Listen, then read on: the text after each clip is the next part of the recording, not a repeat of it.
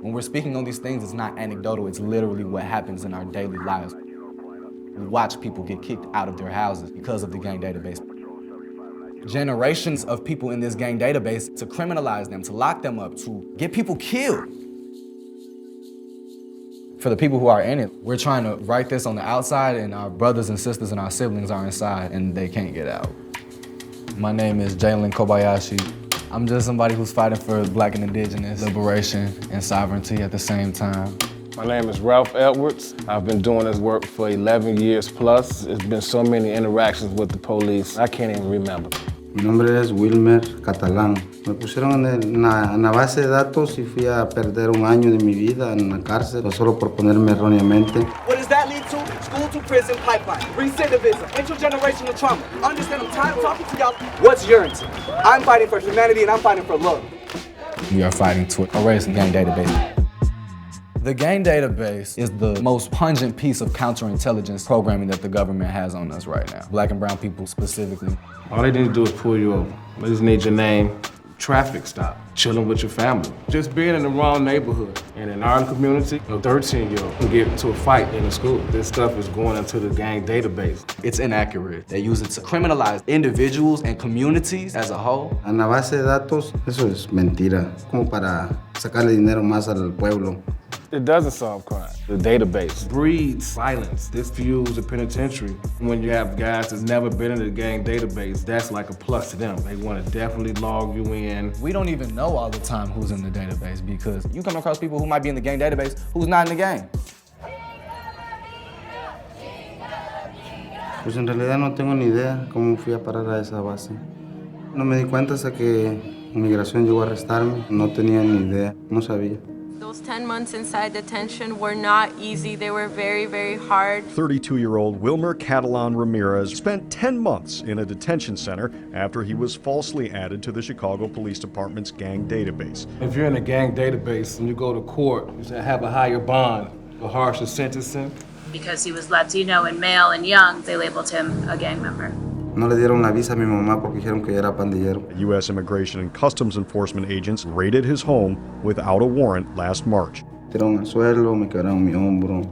We know that they entered without permission. We know it was 7 agents that took him away from his family. Catalan Ramirez was injured and mistreated at the McHenry Detention Center and faced deportation. Aparte de que me arruinaron mi vida a mí, le pasaron a tramar la vida a mi hijo. The father of three decided to drop pending lawsuits against the Chicago Police, ICE, and McHenry to be with his family. Being with my children has no price, and that's why I decided to agree to the deal.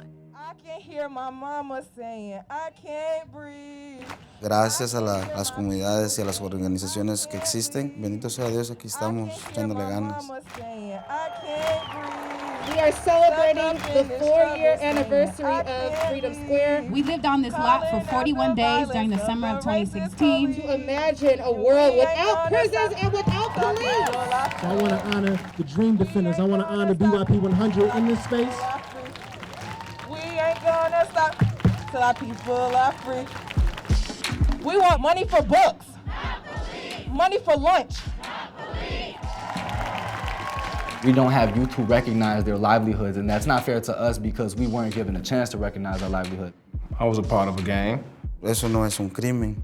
Understanding how gangs is about brotherhood, gangs is about belonging, gangs is about social capital, currency, power. What I did was I used that power to educate my people and let them know we need to come together on the front line. I have a team of 7 outreach workers. We have a gang troops in the city of Chicago that's been going on for 2 years in one of the most violent neighborhoods up here. It hasn't been televised. We film everything else. Media at large, you have done an absolutely abysmal job of covering what's going on in this city. We are having revolutionary joy. We are having mutual aid. We are having community building. We don't need police in our schools, in our streets, in our neighborhoods. We definitely don't need a gun, a badge, a taser in front of our babies, our children, our future. Over 7,000 people were disappeared by the Chicago Police Department from August 2004 to June 2015. Say that ain't right? Thank you so much. In City Hall right now, the money continues to pour out to the gang database and to the police, with $285 million of our $403 million Corona relief package going to CPD after the $1.8 billion budget this year, after the $15 million budget with CPS when they're not even in school.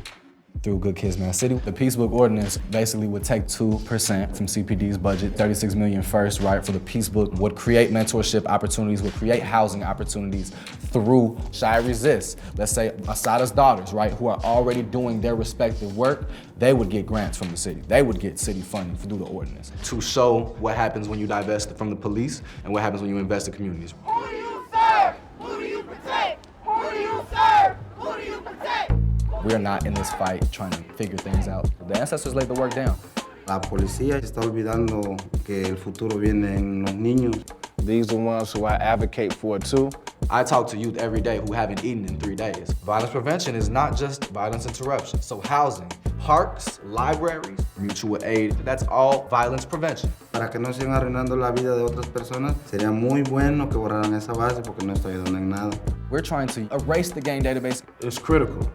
You're either gonna fuel the prisons and pay the police, or you're gonna do something, actually good. It's my opportunity to demand action. I will be organizing until I see Black and Indigenous liberation here.